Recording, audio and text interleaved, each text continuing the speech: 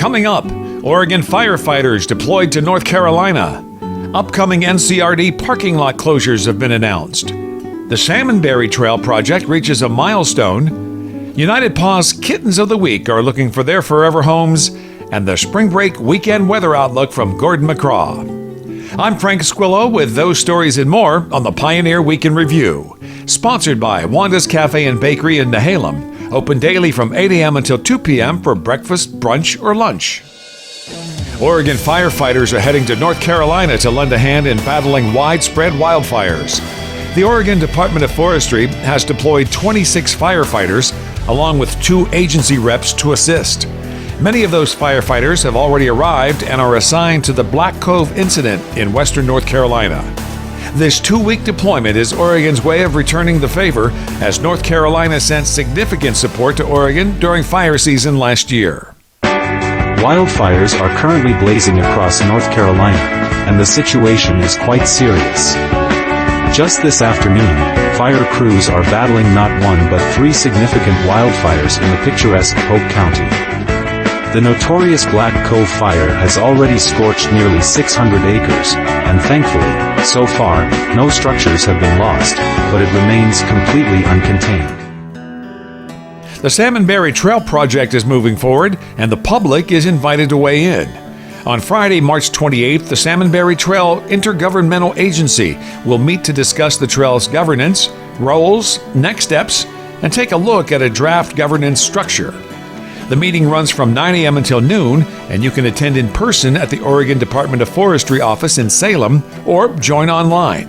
If you'd like to submit public comments for the board to review, please do so at least 3 days before the meeting. You can find all the meeting details in our video description on YouTube.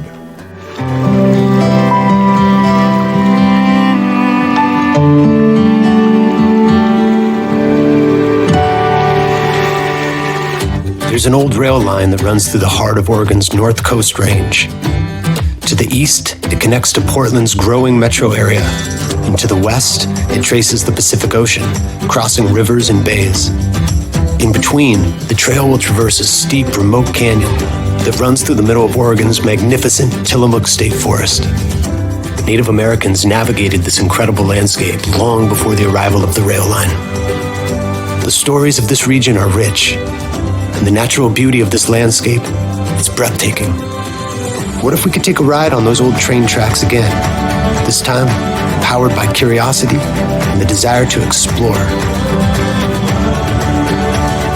The Salmonberry Trail is an 86-mile, non-motorized trail that aims to serve hikers, cyclists, and people with a passion for the outdoors. That old rail line connected a lot of communities when it was up and running, and it can connect us again.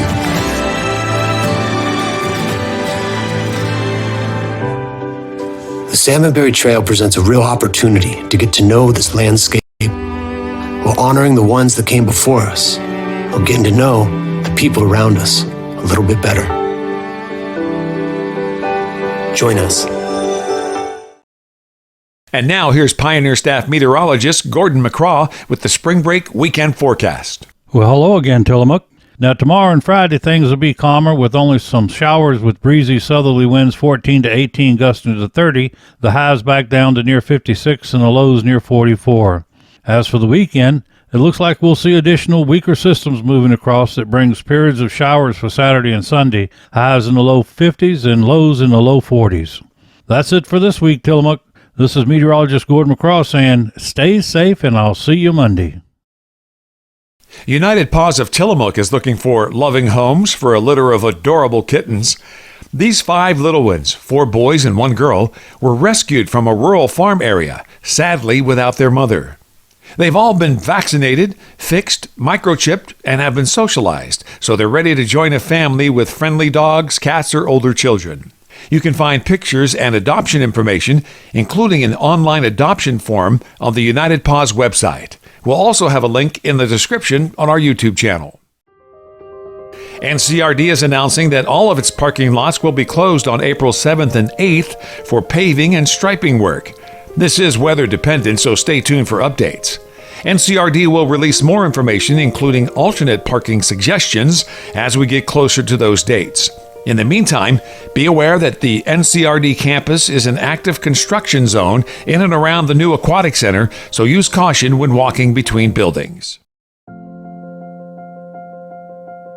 The U.S. Fish and Wildlife Service is looking for someone to manage pastures at the Nestucca Bay National Wildlife Refuge. They're offering a cooperative agricultural agreement for about 22 acres of lowland pastures near Cloverdale. The selected producer will be responsible for grazing, mowing, or haying the land annually from mid-April to the end of October. This agreement could be for up to 5 years. If you're interested, contact the U.S. Fish and Wildlife Service for more details. And that's this week's review. I'm Frank Squillo. On behalf of the entire Pioneer team, thank you for watching. You can help in our work by liking, subscribing, and sharing the video. Please join us next week for another edition of the Pioneer Week in Review.